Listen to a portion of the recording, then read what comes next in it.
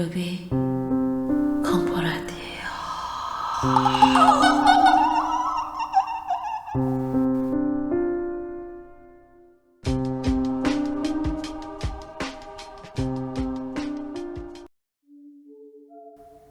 검은 허수아비.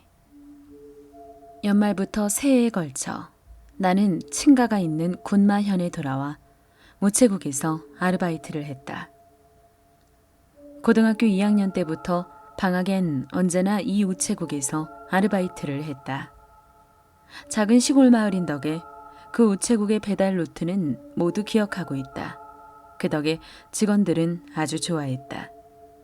그리고 올해 처음 아르바이트를 시작하게 된 S군을 가르쳐주라고 했다. 간단히 말해 2, 3일 정도 함께 배달을 하며 배달 루트를 기억시키라는 것이었다. S라는 녀석은 상당한 술고래여서 나와는 금방 친해졌고 농담을 툭툭 던지는 사이가 되었다. 이 녀석이 배달해야 하는 곳은 50곳 정도. 가구 수는 적지만 다음 배달 장소까지 가는데 상당히 시간이 걸리는 보통 뚝 떨어진 곳이라고 부른 지역이었다. 사건이 일어난 것은 아르바이트를 시작한 지 8일째 되는 날이었다. S의 배달 구역은 내 바로 옆 구역이었기 때문에 우체국으로 돌아갈 때는 버스 정류장 옆에 자판기에서 만나 함께 돌아가기로 했었다. 그런데 그날 S는 새빨간 눈을 부릅뜨고 눈물을 흘리며 미친 듯이 자전거를 밟고 나타났다. 시간은 이미 오후 5시. 평소 마감 시각을 훨씬 넘은 시간이었다. 길에서 굴렀던 모양인지 얼굴, 옷, 자전거가 모두 흙투성이었다. 무슨 일이야? 하고 물었다. 하지만 위험해. 라는 말만 되풀이할 뿐이어서 말이 전혀 통하지 않았다.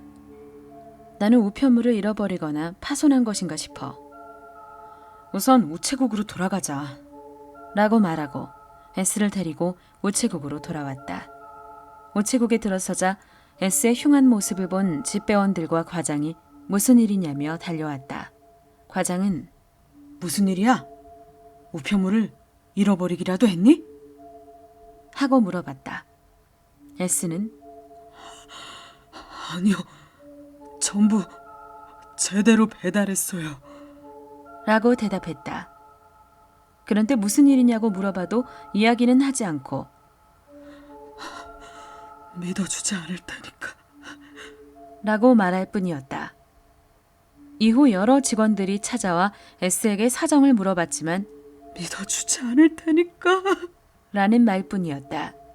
그런데 그중 한 명이 혹시 새까만 허수아비를 본 거니?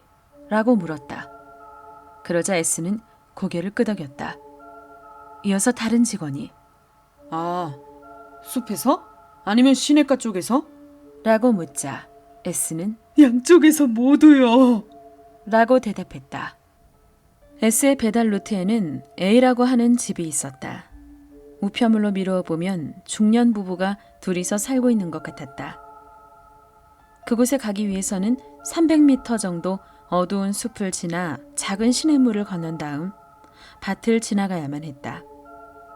솔직히 이런 곳에는 집을 짓지 말라고 화내고 싶을 정도의 위치였다. 그 집은 20년 전에 불이 났던 모양이다. 그 화재로 인해 어린아이와 조부모가 죽었다고 했다. 할아버지는 아이를 병원으로 데려가려다 숲에서 힘이 빠져 그대로 쓰러졌고 할머니는 검게 탄 채 시냇가에서 발견됐다. 아이는 앰뷸런스로 근처 병원에 이송됐지만 병원에서 숨을 거뒀다고 한다.